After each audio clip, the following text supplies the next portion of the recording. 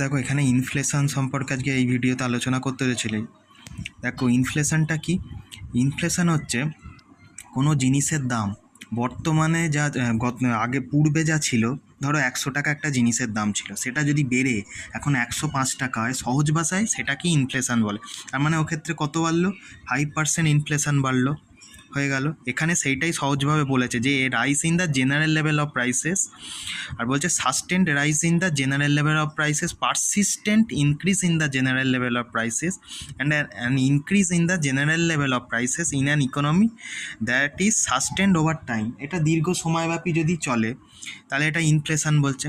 এবার ইনফ্লেশন বিভিন্ন কারণে হতে পারে। ধরো ডিম্যান্ড বেশি কিন্তু সাপ্লাই কম আছে, সেক্ষেত্রে ইনফ্লেশন বাড়তে পারে।